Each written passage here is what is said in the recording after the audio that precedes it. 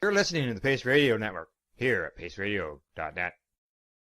The opinions of the individuals during this broadcast are their own and may not be the opinions of their group or other organizations they may be involved with. All medical advice during our broadcast is not a medical opinion and should be checked with your medical physician. Oh yeah, baby, that's lovely.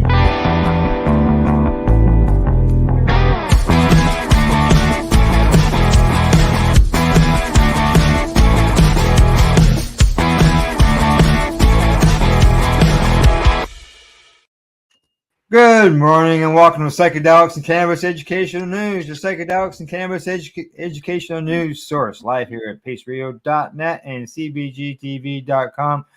Good morning, Green Irene. How are you today? Good morning, Al. Actually, I'm a little bit hyper today, so compared to other days. Yeah. I can just say I'm going to have to put the brakes on some stuff today.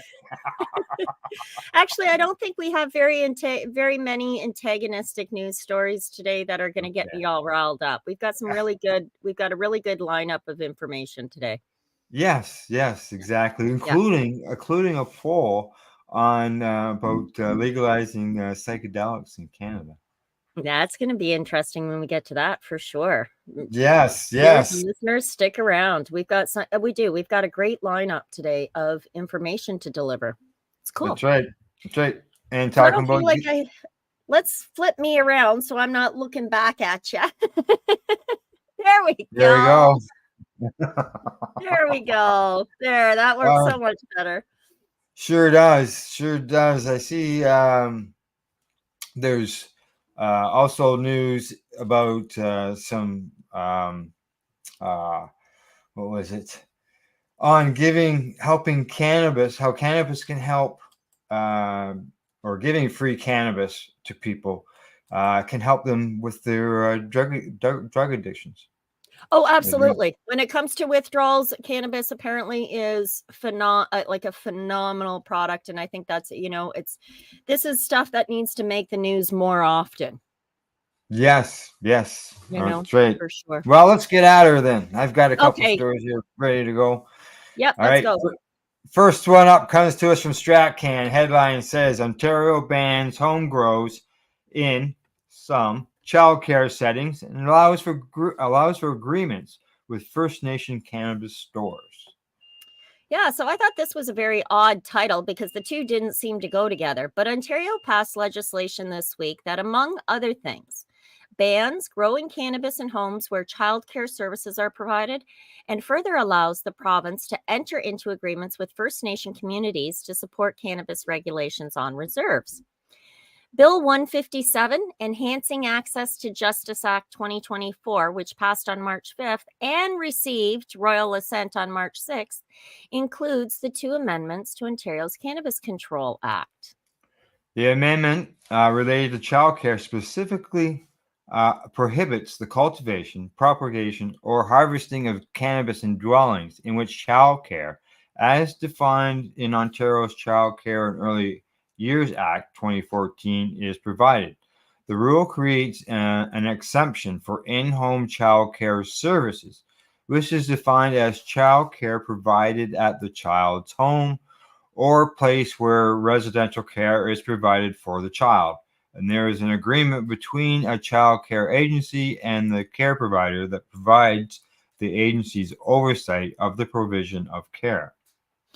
British Columbia has had a similar restriction on the home cultivation and consumption in childcare settings since 2018. And the bill was introduced by Ontario Conservatives. While it did receive support from opposition, NDP, at least one member questioned the need for these changes. Yeah, Christian Wong Tam, the NDP critic for the Attorney General, critic for small business, and the member of the Standing Committee in Justice Policy, questioned the need for the rule change, calling it a non-issue, and admonished the government for recent policy changes that allow companies to operate up to 150 cannabis stores in the province, an increase from the previous cap of 75, and that rule change came into effect in January. She says, I wonder why the government would take such a hoopla about a non-issue like cannabis in childcare facilities and then move to quietly advance the centralization and the consolidation of big cannabis corporations by giving them much more expansion power. She said that while was being debated in the House. I've actually worked a little bit with this with Christian Wong Tang, and that was when she was with Toronto City Council. She toured the vapor lounges in the city for something that was going on at City Hall, which was the medical marijuana consumption facilities that they were looking at implementing.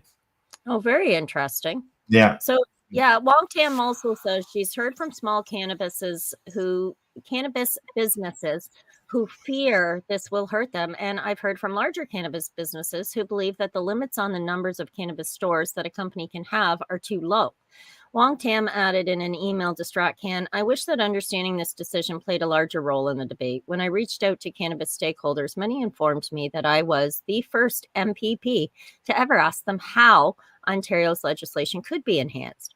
I invite cannabis stakeholders to engage their provincial governments more regularly at Queen's Park so we can learn from you about what your business's needs are. The second piece of okay, this first piece, I understand what she's saying. Like, why did they bring this up, which was a non-issue, while they slid this other stuff under the ground? Maybe I just answered my, underneath, right? So Yeah. maybe I answered my own question there. I obviously did. Yeah. And again, I don't understand why these two things are lumped together. But the second piece of legislation related to cannabis was a change to the Provincial Cannabis Act, allowing the province to enter into agreements with First Nation communities to support cannabis regulations on reserves. In other words, they've got permission to go in and get bossy. Well, they can go get a, well, as far as I knew, they've already got cannabis stores, like as far as the ones under the OCS in some of the reserves. I think there's like 6 or 7 here in Ontario that are OCS connected. So yeah, it's already in there. So maybe they just made it easier. Well, they say that they say any such agreements would require any regulations created by First Nations to adhere to provincial and federal regulations while providing a chance for band councils to oversee their own retail cannabis businesses in their communities. That would mean they would have to sell cannabis from the licensed producers.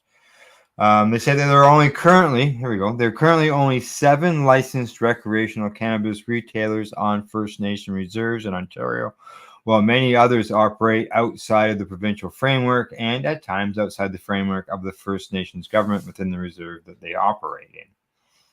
Right. During the bill's second reading, Doug Downey, Ontario's Attorney General, said the legislation was created in concert with First Nations communities and leadership. This comes on the heels of much conversation with the First Nation partners and communities, said Downey, and the aspirations they have for a safe and regulated market to protect their youth and their communities, just as we seek to do the same in the rest of the province of Ontario. Yeah. Previously, the provincial cannabis regulations authorized the minister to enter into arrangements and agreements with the council of the band with respect to specific cannabis regulations issues on a reserve. Under the newly added language, provincial legislation will authorize the lieutenant governor in council to make regulations to implement the arrangement or agreement. Those regulations can then modify or clarify the application of the act and establish requirements that apply on a reserve and incorporate rules established by the council of the band. This is really scary. This is very, very frightening. First Nations, hold your rights. That's, I mean, it's politically typical. Let's slip this in, let's slip that, and let's change the language just slightly and play the wonderful game of semantics, right? Yeah, it's scary, but fortunately there are a lot of exceptionally intelligent First Nations members who are very aware of what's going on, and they are addressing the subjects. My apologies. Wookie's going to join us today. They are testing the fire alarms, and it's got him just a little bit freaked out. The beeping. Yeah, the beeping for sure. Yeah. All righty. On to our next story. The headline on it says, the amount of THC in your system does not determine impairment when driving, says the new federal government report. And this comes to us from cannabis.net. Yeah, so the feds admit the level of THC in your system is not a good indicator of impairment when driving. Why testing impairment with THC levels is not an accurate benchmark. When it comes to stoner culture, there's an unwritten understanding that reverberates through the smoke-filled rooms of seasoned stoners. The presence of THC in your system is not a definitive marker of impairment. This nuanced perspective, born out of countless personal experiences and observations, contrasts sharply with the blunt instrument approach adopted by law enforcement agencies across the nation. For years, the legal threshold of THC content in one's bloodstream has welded like a gavel, ready to pronounce judgment on one's ability to operate a vehicle safely. But the science behind this method of assessment is far from settled, and voices from within the very institutions that enforce these rules are beginning to question their viability. Enter the arena a researcher from the Justice Department who recently cast a spotlight on the glaring discrepancies between THC levels and actual impairment, especially among those who consume cannabis regularly. This acknowledgement from a figure within the federal agency marks a significant pivot in the conversation around cannabis, driving, and the law. However, we have had federal judges make comments which impacted absolutely nothing, save for a few stoners who said, look, the feds agree. Yeah, and I guess that's kind of what they're concerned about here. Nonetheless, it's a recognition that the current metrics might not just be flawed, but could be fundamentally misaligned with the realities of cannabis consumption and its effects on the human body. The implications of this critique extend far beyond the legal skirmishes on the roadside.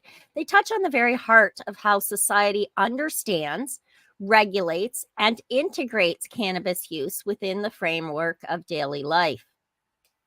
Yeah, this article aims to dive deep into the murky waters of THC impairment testing while driving. We'll explore the scientific underpinnings, or the lack thereof, and that inform current policies, the peculiarities of THC metabolism that challenge the notion of a one-size-fits-all impairment standard, and the potential paths forward in creating a more nuanced and just system of evaluation.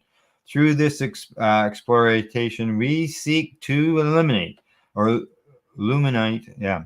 complexities of cannabis impairment, advocating for a shift from rigid THC-centric measures towards approaches that genuinely reflect on individuals' capacity to drive safely. Right. So basically what the researcher said, a recent Justice Department research says, states may need to get away from, per se, THC limits for determining cannabis impairment while driving. The problem is we've funded this research that pretty conclusively shows that the THC concentration in the blood is not particularly well correlated with the impairment for driving, said Francis Scott, who is a DOJ physical scientist. On a recent podcast, he said this. Maybe what we need to do is kind of get away from that idea that we can sort of have a number when it comes to cannabis and have that mean that you're impaired. One major issue is that frequent and infrequent cannabis users metabolize THC differently. If you have chronic users versus infrequent users, they have a very difficult concentration, different concentrations correlated to different effects, Scott explained. So the same effect level, if you will be correlated with a very different concentration of THC in the blood of a chronic user versus an infrequent user. Mm-hmm. So a recent study funded by the federal government identified new methods to test for recent cannabis use that accounts for lingering THC metabolites. but we still lack a good metric for impairment. With alcohol, we per se laws, that's the 0.08 blood alcohol content, said Scott. And if we demonstrate that your blood alcohol content is over 0.08, that's all I have to do to prove impairment. But THC is more complex. Maybe it's not a blood measure or a breath measure, she says. While the Justice Department continues researching a cannabis breathalyzer, they're also funding alternative tests like saliva tests and assessments of eye functioning. Some researchers has found a little link between THC blood levels and crash risk. A 2019 study concluded drivers at the legal limit of 2 to 5 nanograms were no more likely to crash than a sober driver. And a Congressional Research Service review found conflicting results on crashes and THC levels.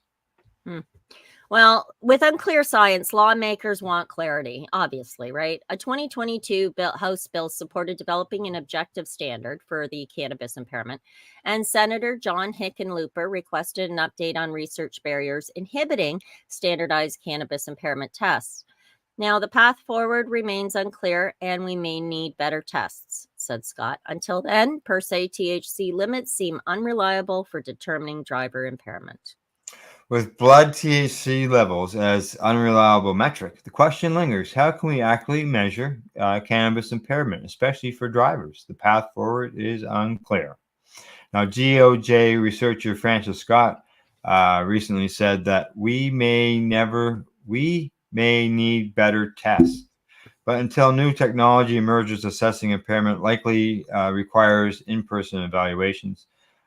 These could gauge reaction times, decision-making abilities, and motor coordination through tablet apps or roadside maneuvers.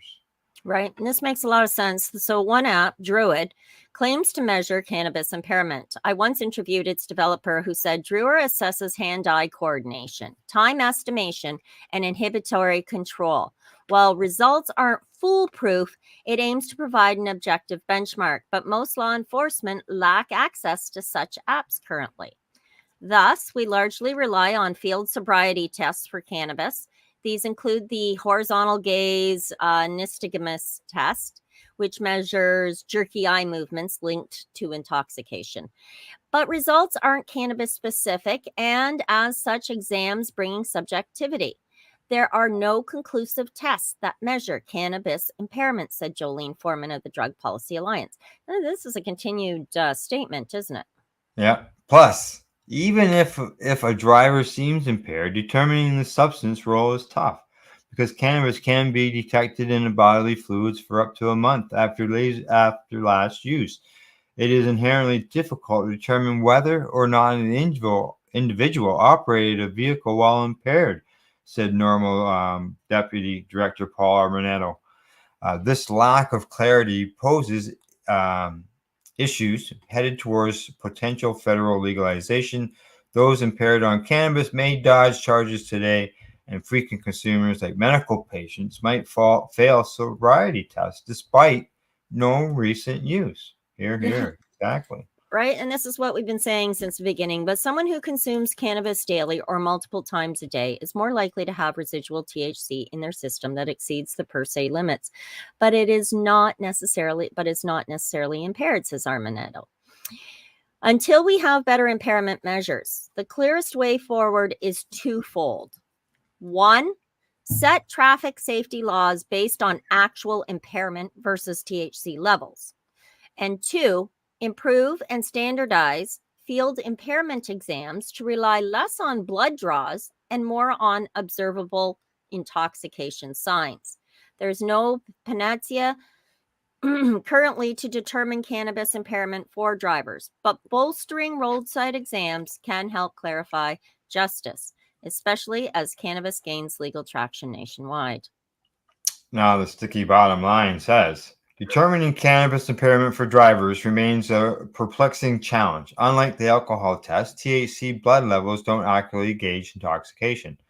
we may need better tests, says Scott, but until then, we must base roadside impairment on observables, not numbers. Still, accurately measuring cannabis intoxication levels is crucial, especially headed towards likely federal legalization. Relying solely on subjective sobriety exams brings inconsistencies in charges and convictions.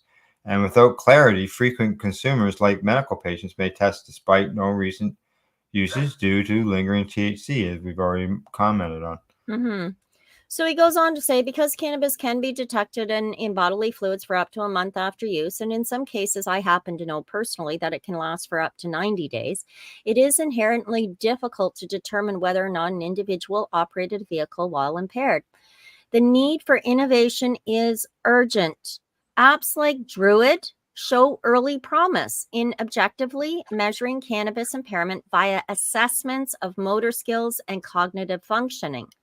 While not yet foolproof, technology may propel solutions. So this Druid thing is kind of like a driving test, for lack of a better term.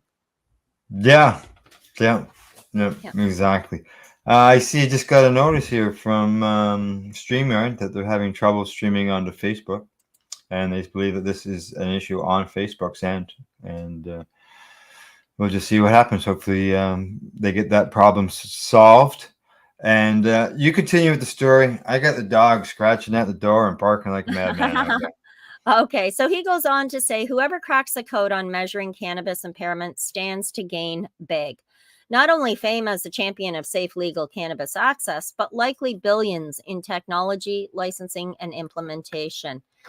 That's also well understood, said Scott, on alcohol tests accuracy. We need similar understanding of marijuana markers that determine real-time impairment, regardless of usage frequency. And until then, the race is on to develop reliable cannabis tests to clarify justice, better protect all motorists, and allow informed usage policies for cannabis-friendly worlds ahead.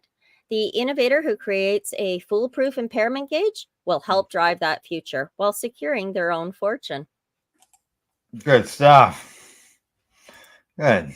Yeah, that was, I seen that. And I thought, geez, it's nice to have a story that comes out like that, because there are, as it says, patients, medical patients, they, I could stop today and, even in 45 days from now, I could probably test positive. Yeah. No, absolutely. Exactly. Like for long-term usage, it can last for up to 90 days. So patients like you or I are very likely to experience 90 days later still some levels of THC in some residual levels of THC in our system. Okay. Yeah. Yeah. All righty. On to our next story. Headline there says, medical cannabis is increasingly used to treat symptoms of endometriosis. How did I do? You did great. Endometriosis. So patients who suffer from endometriosis frequently report using medical cannabis products to alleviate their symptoms, according to the survey data that was recently published in the Journal of Obstetrics and Gynecology. Endometriosis is a serious disease involving tissue similar to the lining of the uterus, growing outside the patient's uterus. Endometriosis can cause severe pain in the patient's pelvis. The condition can make it very difficult for patients to become pregnant. Patients can start experiencing symptoms of the condition during their first menstrual cycle, and the symptoms can last right up until menopause. International researchers estimate that roughly 5 to 10% of women of reproductive age around the globe suffer from endometriosis. Unfortunately, very little is known about what causes it. A team of Australian researchers recently surveyed 192 women who have reported suffering from it and having a history of medical cannabis use. 63% of the survey participated reported to the researchers that they had received a doctor's authorization to use cannabis-based medicinal products, which is permitted in Australia. Yeah. So most, 63.5%, used a cannabis clinic doctor, incurring an initial consultation cost of anywhere from $100 to $200, plus 10.2% of the Medicare bulk bill. That and median cannabinoid medicine costs around $300 Australian dollars per month. The researchers stated, so here in Canada, in Ontario, mine costs between $400 and $500 a month. The researchers stated cost was a major barrier to access. It most definitely is, necessitating reducing dosage 76.1 and or consuming illicit cannabis at 42.9% despite a prescription. It's just cheaper to get it elsewhere. Most, 77%, medical consumers use 2 or more cannabis products with THC predominant oil and flower products most frequently prescribed. Excuse me. Pharmaceutical pain medications and in some cases hormone therapy are the most common non-cannabis forms of treatment for endometriosis. In cases of infertility, minor surgery to remove it deposits is another form of treatment. Such surgeries can also help in some cases of severe pain. So yeah, HRT, hormone therapy, hormone replacement therapy, pain medication or surgery. These are your options, and cannabis saves that. Cannabis reduces the pain, reduces the experience. So this study was approved by the Western Sydney University of Human Research Ethics Committee with an approval number. An online survey was hosted via Qualtrics with responses received between October and December of 22. Informed consent was obtained from all participants with the survey introduction and participant information sheet stating that completion of the questionnaire implied consent. The survey's authors stated, for counts and proportions, 95% confidence intervals were reported. This study. Did you want to say something? No, go ahead. This study found that THC predominant CBMPs, which are cannabis-based medicinal products, are commonly prescribed to Australians with endometriosis, the authors concluded. Given major issue with symptom management and the self-reported reductions in pain and other symptoms, improving access to medicinal cannabis of this population is important and timely. Oh, yes. Previous studies arrived at similar findings, including a study conducted in Australia in October of 2021 that concluded cannabis appears to be effective across all reported symptoms, with a noted propensity for inhaled delivery due to the potential increased speed of onset of effects versus the slower onset of oral products, particularly for pelvic pain.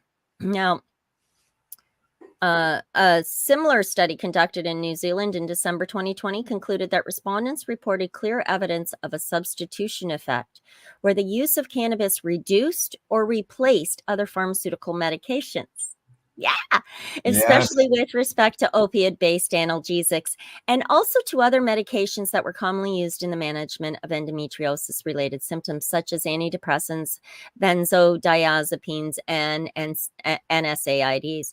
So my only comment on this is one of the things that here in Canada, and I don't know if it's available in Australia, women have begun using the ovules, so they're little eggs that are actually injected pelvisly through the they have been a tremendous help for many that I personally have spoken to or worked with. The relief through the suppository, the vaginal suppository, has been tremendous.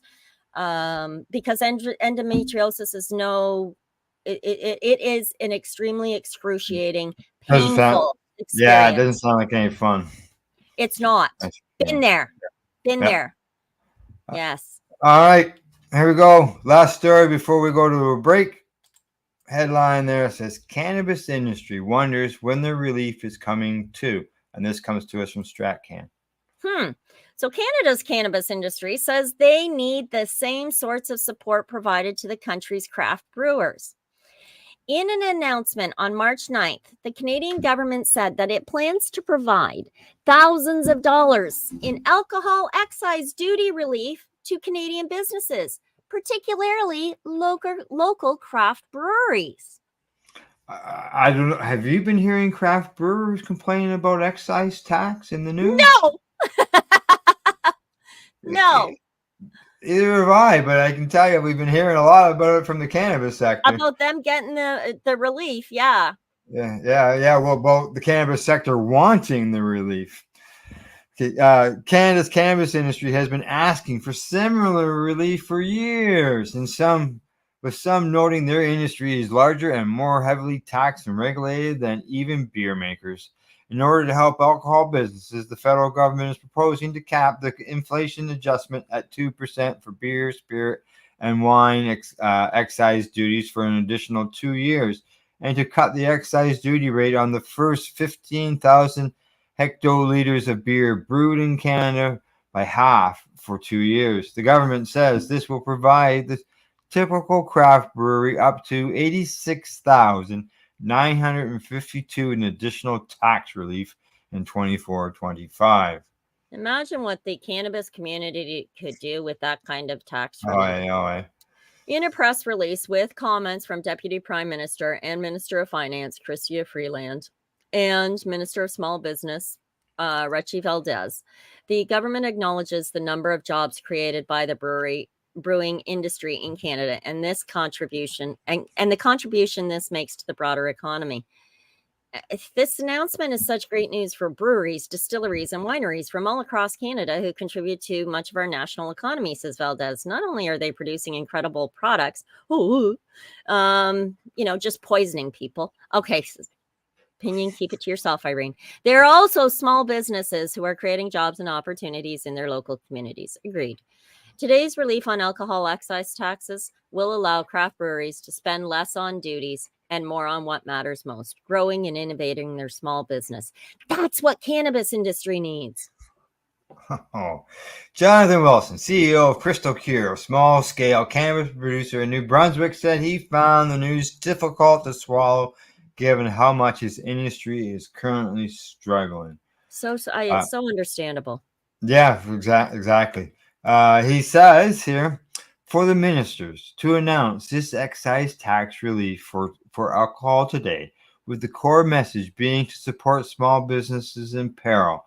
It's one of two things: cold-hearted or oblivious. Sorry.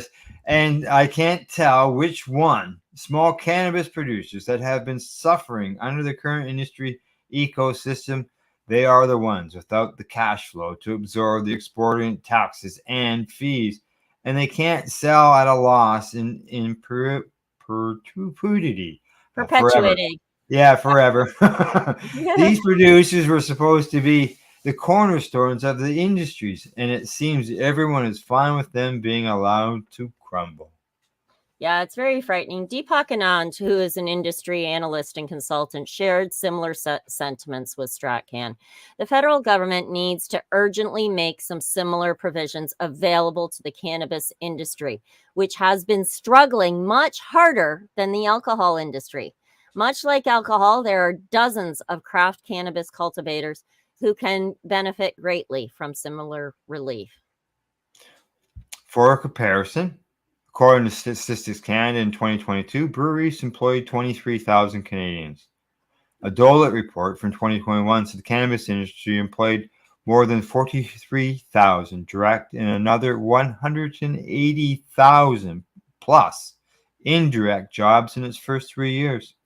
In 2018, the Conference Board of Canada reported that the beer industry supported 149,000 Canadian jobs, paid $5.3 billion in wages, and contributed $13.6 billion to Canada's GDP in 2016.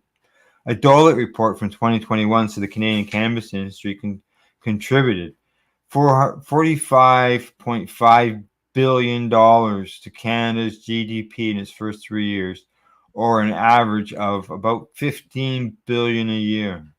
Yeah, so we're I can see them being upset. And the numbers are ridiculous. Canada's small craft brewers are among the finest in the world and are an important contributor to our growing economy by creating jobs in communities across the country.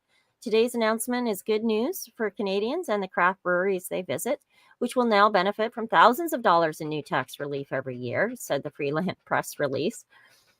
But again, what about cannabis, right? Yeah. Budget 2022 called for a more streamlined approach to the cannabis industry, which included the creation of a cannabis strategy table led by the Department of Innovation, Science, and Economic Development. intending to provide an opportunity for the federal government to hear from industry leaders and identify ways to work together to grow the legal cannabis sector in Canada. Yeah. Last year's budget. Go ahead. Go ahead. No, go ahead. Oh, last year's budget noted that as the legal cannabis industry in Canada grows, there are opportunities for the federal government to streamline, strengthen, and adapt the cannabis excise duty framework specifically, and other excise duty regimes under the Excise Act accordingly. There we go. Yeah, that's just, cannabis has got bigger numbers and the breweries are getting the relief. And like we said, we haven't heard anything. I haven't seen any in the news. But it's definitely time for a break. After a news story like that, I think I am ready for puff break. Time to medicate. And I've got to go and relax my puppy. He's having a panic attack here over that alarm. I see that. Okay, Irene and I will be right back after our session. You're watching Psychedelics and Cannabis Educational News here at paceradio.net and cbgtv.com.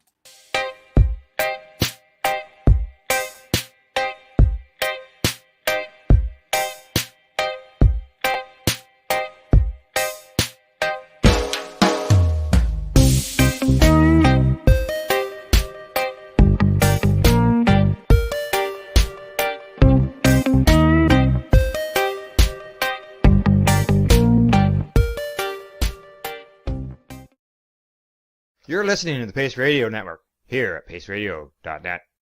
Limestone City Hydroponics is Kingston, Ontario's hydroponics shop. Take your growing to the next level and create the optimal environment with a tent kit, or maximize your yield with an ebb and flow flood table kit. Either way, Limestone City Hydroponics has more sizes and options to fit your needs. Are you looking for the power of the sun that adapts to your budget? Then look no further, as they have professional grow lighting. They have indoor grow systems that are easy and cost effective, with many options to fit your living space and lifestyle. Cultivate your growing potential. We have everything you need to succeed. And if you can't make it to the store, they offer local delivery to the greater Kingston area. Remember, when you're looking for experts to help you grow, then look no further than the locally owned Limestone City Hydroponics, 105 Sunderland Drive in Kingston, Ontario. Call them at 613-548-0420. Are you looking to get your medical cannabis grow license? Limestone City Hydroponics can help patients through the process of obtaining their license to grow medical cannabis. What's that? You don't have a doctor. If you meet the medical criteria, Limestone City Hydroponics has a nurse practitioner who can assess and provide medical cannabis prescriptions. What are you waiting for? Contact Limestone City Hydroponics at limestonecityhydroponics.ca or call them at 613-548-0420. What do you find at paceradio.net? People advocating cannabis education. Enjoy the buzz of legalization with Campbellford Lifestyle Shop. From lights to plant nutrients, books, consumption accessories, and more, we've got all your basics to grow or consume cannabis. Visit our info center or take a look at our piercing services and body jewelry, now available in-store through Campbellford Lifestyle Shop, 17 Bridge Street West, Campbellford. Cannabis edibles are an effective way to manage pain and other ailments, especially when you deal with your trusted partner, Legacy 420, in Tyendinaga Mohawk territory. You see, we lab test every product on site to ensure proper dosage every time, which is critical when consuming cannabis edibles. All Legacy 420 edibles are made by our classically trained baker and chocolatier, and we also have super tasty vegan options. Our baker has been in the industry for 25 years. She's also a chocolatier. Everything from savory to sweet, your chocolate bars, brownies, butter tarts, you name it, we make it. Talk to our knowledgeable Cannatex about our incredible variety available. Give your trusted partners a call. Legacy 420 out on your road.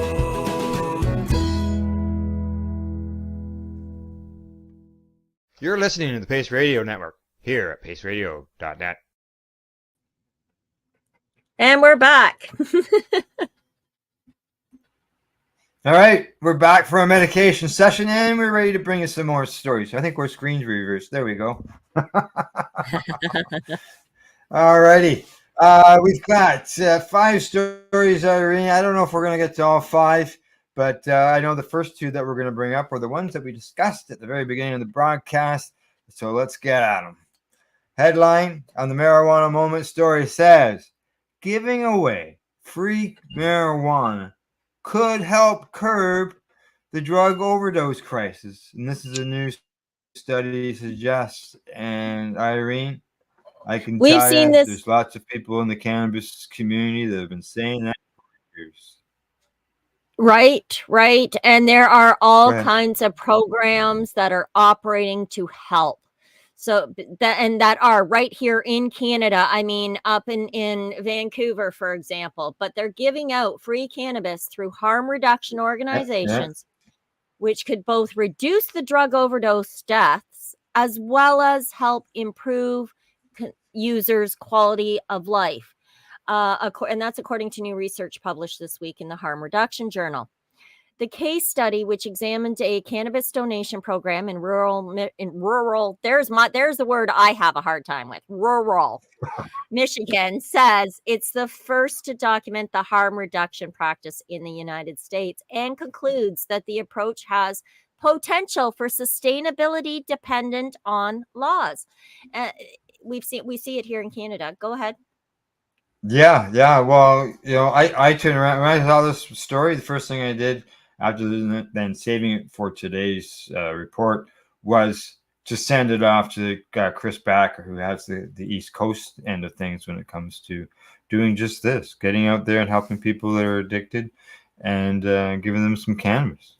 Well, the scary thing is so many who are addicted to drugs that are using street drugs, so many of them come from a prescription pharmaceutical to start.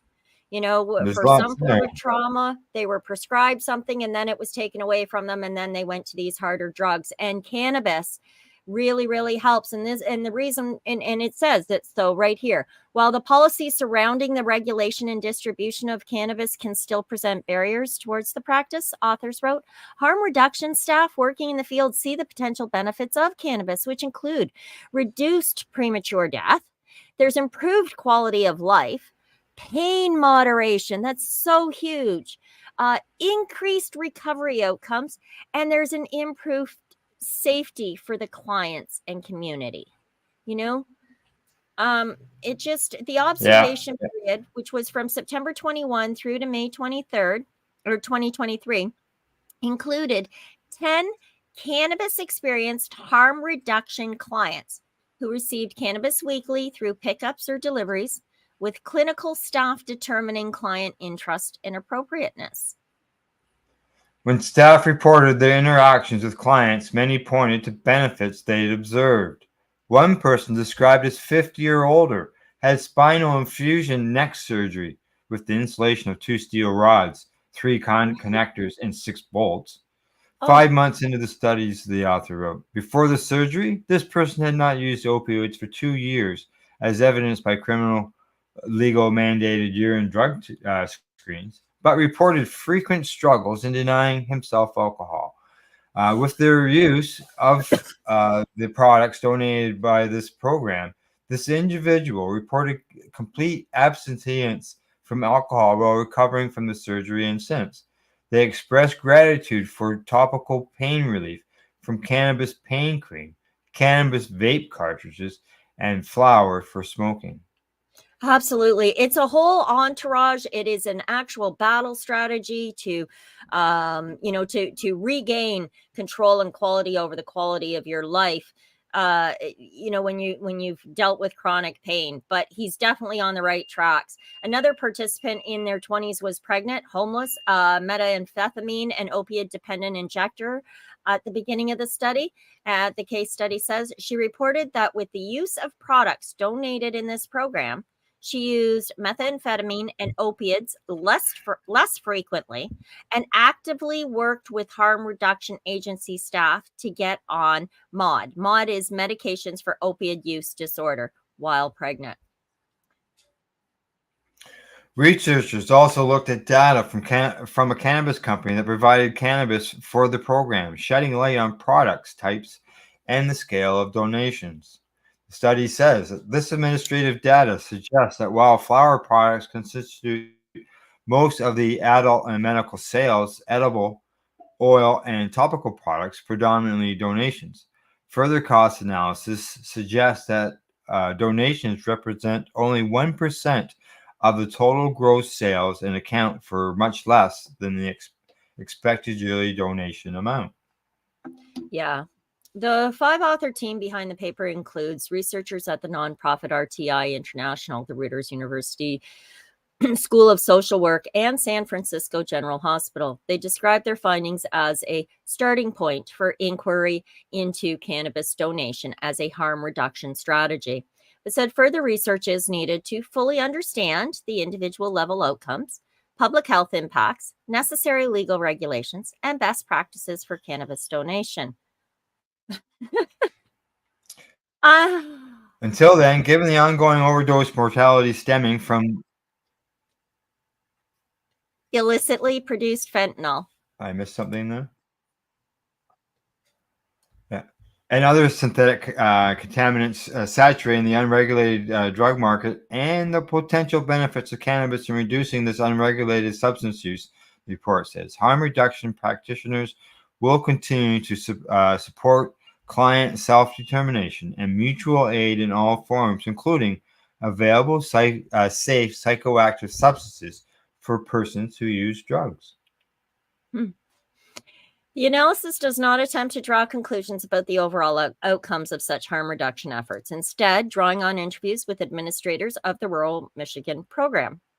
While this is the first study to document the donation of cannabis as a harm reduction practice in the U.S., it is exploratory and not designed or intended to assess the outcomes associated with this practice, it says. Instead, we focus on describing how the process has been organically occurring in a state where there is the provision of cannabis and statutes that allow for donation. We're allowed to gift here. Yeah, they it says consider that a donation. You gifting them. Yeah. That's right. Yeah. That's right. It says the findings show it says the findings show the feasibility of such programs, including the fact that donations from commercial cannabis companies make up just a tiny portion of the business's overall product, about 1% of gross sales. The case study comes on the heels of recent research out of Canada showing an association between marijuana legalization and declines in beer sales. Oh, that's why they got that tax relief. That's why. Right. That's right. Yeah, Because cannabis is taking over. Yeah. Fudge me. My good God. Suggesting a substitution effect where consumers shift from one product to the other.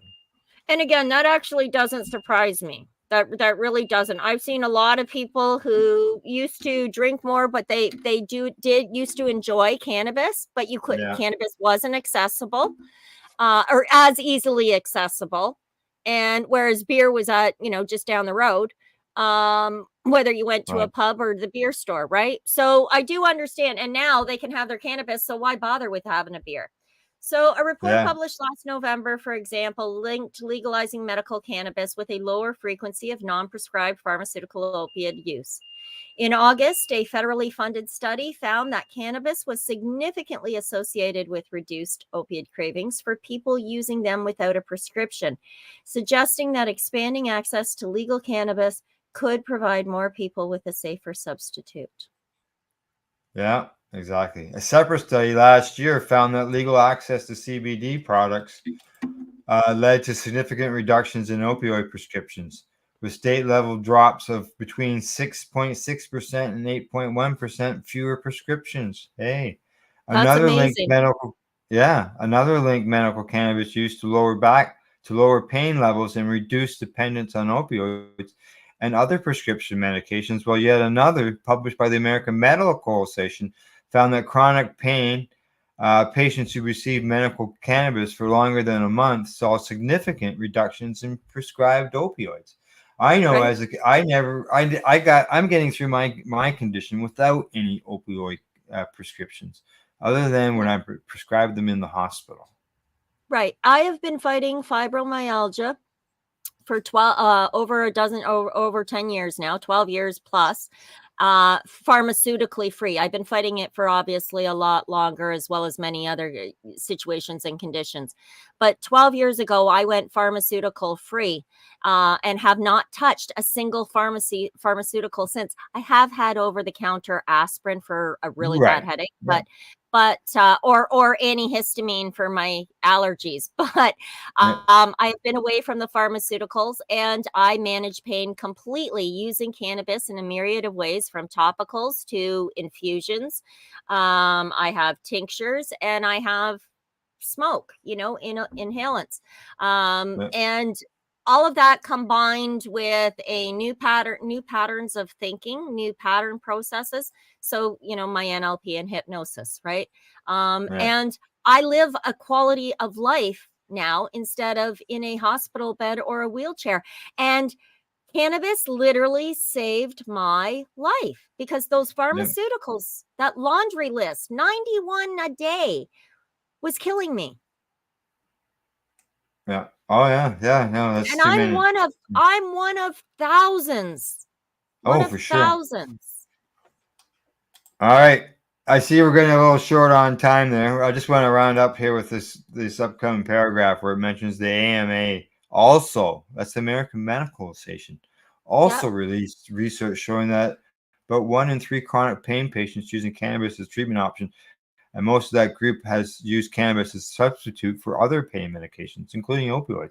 So even the American Medical Association talks about it. Exactly. They get it. It They're just goes seeing on. it. That's right. Yeah. So, Yeah. great Yeah. article. Getting a little Worth jumpy. the read, despite its longevity. Yes. Oh yeah, for sure. Exactly. But All right. but before we run out of time, let's talk about that poll. Yeah. We'll get this poll in, and then we'll probably be, we're pretty close to the end of the day. So, and we'll go from there. All right. Here's that poll that we're talking about. The poll: most oppose expanding drug legalization to mushrooms and MDMA. Huh. Should This comes to us psilocybin from mushrooms Sudbury.com. This is interesting. Should psilocybin mushrooms and other drugs like ecstasy or MDMA be legalized and sold in controlled markets, as cannabis has been since 2018? By a large margin, you said no, according to this poll. Over the last 2 years or so, stores openly selling psilocybin mushrooms and products based on them started to spread in some communities, like mushrooms. Yeah. Nothing about them is legal. Exactly. But given how indiscreet the stores can be, it wasn't surprising to read that Toronto police, for example, had decided that enforcement is largely focused on the trafficking of illegal drugs that are resulting in overdose deaths and having a traumatic and devastating impact on our community. In other words, fentanyl and other opioids. It also feels a bit like cannabis 8 or 10 years ago, illegal, but widely tolerated, often sold very openly, and not something the police seemed overly interested in, for the most part, depending on the community. Exactly. Well, I'm glad they're focusing on the fentanyl and all that stuff. As am I. I mean, these are the chemical things that need to be very seriously dealt with. Mhm. Should psilocybin mushrooms and other drugs like ecstasy or MDMA be legalized formally and sold in controlled markets, as cannabis has been since 2018? Let's That's the go. question. Yeah. And Yeah. I'm just going to skip through all of the results here. Well, we're gonna. That's all basically what's going on. It's all questions. The rest of the article. Yeah, they say should recreational drug legalization be extended to substances like magic mushrooms and ecstasy, and it says that about 20% say yes, and about 80% say no. Yeah. Yeah. Should drug legalization be extended to substances like magic mushrooms and ecstasy? And it looks like 72% of the male population says no, and 88% of the female population says no.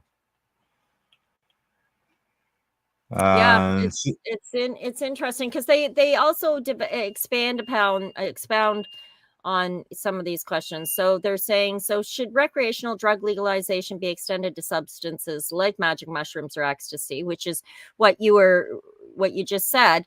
And then they cross-referenced that with, things like they are too restrictive. So 70% said they're too restrictive, like the laws are too restrictive. 81% said they strike the right balance between freedom and public safety. And 82% said they're not restrictive enough. So it's really interesting these are interesting little, a good article, Al. Yeah, it's one of those, it's jumping around on me a little bit there. So, Mm-hmm. but Well, I yeah, was kind of hoping we've got time to get this next one in. And that's how we can probably just scan it really quickly. all But right, this let is me how bring it up. Okay. Let me bring it. Here we come. Here it comes. Article from MSN says how psychedelics could help soldiers overcome trauma. Yes. And so we have a lot of listeners who and there are a lot of people suffering from PTSD. The soldier above in that picture, all others praise for peace. The former American military general Douglas MacArthur once said, "For it is the soldier who must suffer and bear the deepest wounds and scars of war." But what about peace with oneself? More than 120,000 U.S. veterans died by suicide since record keeping began in 2001. That's according to Veterans Affairs Department data. Many more in the U.S. and elsewhere, I don't know what the numbers are here in Canada, suffer from PTSD. As conflicts spiral around the world, Ukraine's health ministry estimates that 3 to 4 million people in their country are living with PTSD. So, amid the mental health catastrophe, authorities have begun turning to psychedelics for help, and for good reason. Now, on February the 21st, Ukraine's Special Parliamentary Commission responsible for medical care of veterans and service personnel voted to establish a working group to assess the effectiveness of MDMA-assisted therapy on PTSD. We have to deal with mental health issues, Minister of Healthcare Victor Boshko, who still needs to sign off from the group, told Ukraine's official parliament TV channel, and examine how new methods will help quickly and qualitatively. They say in December, the U.S. Congress voted to study the effects of psychedelic therapy on soldiers suffering from PTSD and traumatic brain injury. In Israel, a study that would treat October 7 survivors with PTSD, including soldiers with MDMA, could get underway later this year. Yeah, I'm going to skip down because before we run out of time. So it goes on to say, I mean, currently they're using all the same things that we do. We know there's pharmaceuticals used. There's been a lot of studies here, and the Ukraine is actually already working with some of their patients using things like ketamine, which is a dissociative anesthetic. Anyway, the use of drugs by soldiers during the war, both to recover and as battle stimulants, is nothing new. Methamphetamines were the popular, MDMA, ketamine, those sorts of things. In the end, for some Ukrainians who view conflict with Russia in existential terms, they're viewing the use of psychedelics primarily through a wartime lens. It's not a choice between war and a peaceful life for a lot of people, says Ole Orlov, who is the chair of the Ukrainian Psychedelic Research Association. And he's the deputy for research at the Mykola Yarmolenko Institute of Special Education and Psychology. It's between existing and not existing. They say that some of the troops have already reportedly returned to the front lines after receiving psychedelic treatment. Yeah. So, here, and it ends with, and I love this line, "Welcome to the psychedelic psychiatry's brave new world, sanctioned or not, where much more research is needed." Yeah. Well, there's more research constantly coming out all the time, and that's good. Yeah, I like many. I know very little, but I'm learning a lot. when Yeah. it comes to the use of these other natural substances like psilocybin. I don't know much about MDMA. I know there's a natural and a synthetic. And I know most of that just because I listen to Ashley shows. But Ashley Vibes on the Integration Station. If that everything we need is here, we are the first line of defense when it comes to our health and wellness, and we have to keep preaching that so that people learn it and it becomes second nature to them, that I am the first line of defense when it comes to my health and wellness. Yeah, like I knew about the benefits of medicinal cannabis, and I knew there was, some benefit was going to help, and I didn't want to deal with the opioid situation, and I actually just shared an article that I was a feature in the Toronto Star. I think it was 10 years ago, and in there I get descriptive of what I had to deal with, and at the end of the. And that can be found on Facebook right now. That it's on my talking about. Yes. Yeah. I And just right read in it. there, I say, I went looking for cannabis as an alternative because I didn't want to deal with opioid addiction. And see, I didn't understand the dangers of opiates until I was so far gone that like the last day I saw my family physician, I said to him kindly, he says, "Will you? You should come see him or whatever." My reaction was, "You lost your chance to kill me. Now I live." Yeah, now you live. Yeah. Because 91 pills a day. I thought my 35 was a lot in a day. Yeah, there was, I think, 11 or at some points in time, there were 13 prescriptions at a time. Yeah. And some of them are prescriptions to counteract what another prescription is doing. Most of them were. Yeah. Most of them were. And thankfully, my brother had turned me on to cannabis partway through, which really helped alleviate a lot of the physical and emotional symptoms that I was coping with as a chronic care patient. And then after I got off all the pharmaceuticals, I only used the cannabis, and I was using it in every which way. And it's nothing short of a miracle wonder weed. I couldn't, and because nobody had told me, I wanted to make sure that there was no one else out there like me, so that people learned that, hear the information, then decide what to do, but make an educated decision about your health and wellness, because you're the one who suffers or lives. Do some research. Yeah, exactly. All right. That's it for today. That's a report. What's the date today? March the 11th. There we go. Thanks to our buds at the Campbellford Lifestyle Shop, legacy420.com, and Limestone City Hydroponics.ca, just so you know those microgreens. Good stuff.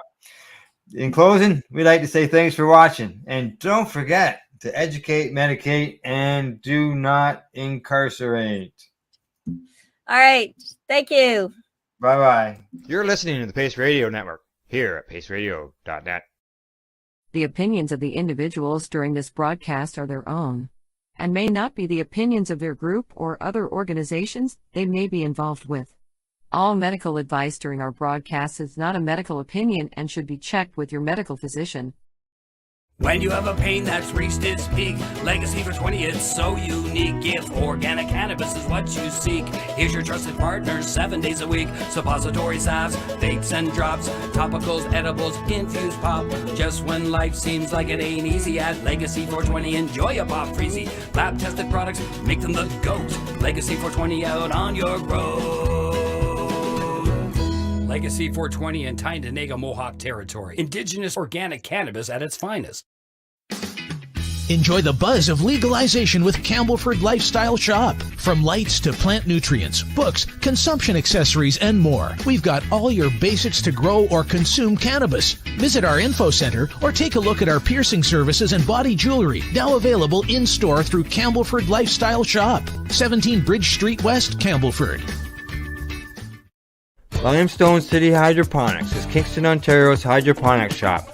Take your growing to the next level and create the optimal environment with a tent kit, or maximize your yield with an ebb and flow flood table kit. Either way, Limestone City Hydroponics has more sizes and options to fit your needs.